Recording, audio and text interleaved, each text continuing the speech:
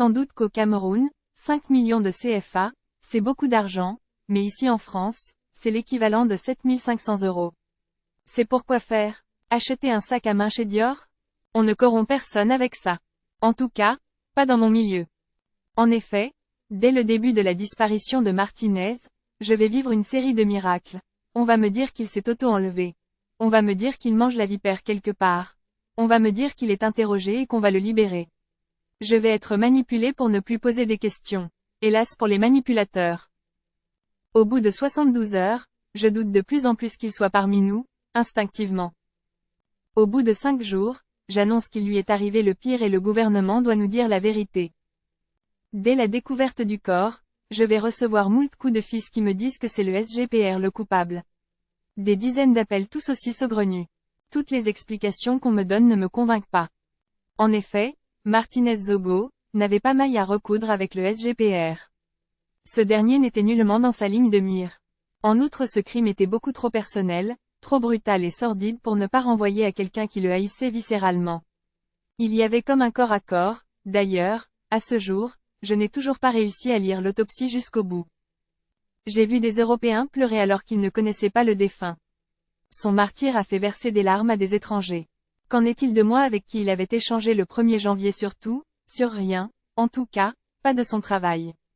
J'ai pleuré, pleuré. Chaque fois qu'il traverse ma pensée, je sursaute en imaginant sa souffrance. J'ai aussi vu via les réseaux sociaux, un philosophe qui demandait à rencontrer celui que le mort désignait comme son assassin. Plus tard, je le vis changer d'avis, soi-disant, comme ses chefs étonnent gardés au CED pendant des heures. Disant que je l'avais manipulé, je ne le connais pas, je ne lui avais pas parlé. Disant que Rémi Ngono l'avait manipulé, il ne lui avait pas parlé depuis 2 ans. Et Nzui Manto aussi. J'ai pensé quant à moi qu'on lui avait demandé de se dédire et d'accuser certaines personnes en particulier pour paraître plus plausible, c'est tout. Nous sommes allés à l'école monsieur. Oui, nous enseignons aux doctorants. Le chantage et la menace ne fonctionnent pas sur moi, sachez-le. Voilà qu'on dit que j'aurais touché 5 millions, 5 pauvres millions de CFA parce que vous comprenez, c'est le SGPR le coupable et que je le couvrirai. Il y a vraiment des clochards au Cameroun pour avoir une idée aussi folle. Donc TV5 a aussi touché 5 millions? Le RSF aussi a touché 5 millions. Un vrai délire, venu tout droit de l'esprit du coupable. Le meurtre de Martinez Zogo n'est pas passé inaperçu dans un premier temps comme celui de Wazizi, paix à son âme. C'est le destin de Wazizi qui m'a inspiré, qui m'a poussé à insister pour retrouver Martinez Zogo.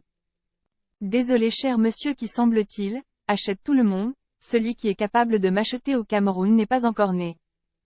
Sachez-le. Martinez Zogo est une plaie ouverte dans le cœur de chaque Camerounais. Il est notre douleur à tous et celle-ci ne peut s'effacer que lorsque ses bourreaux seront arrêtés et jugés. Pour l'instant, je n'ai pas encore cité quelqu'un. Je suis très légaliste, monsieur. Ce crime ne restera pas impuni.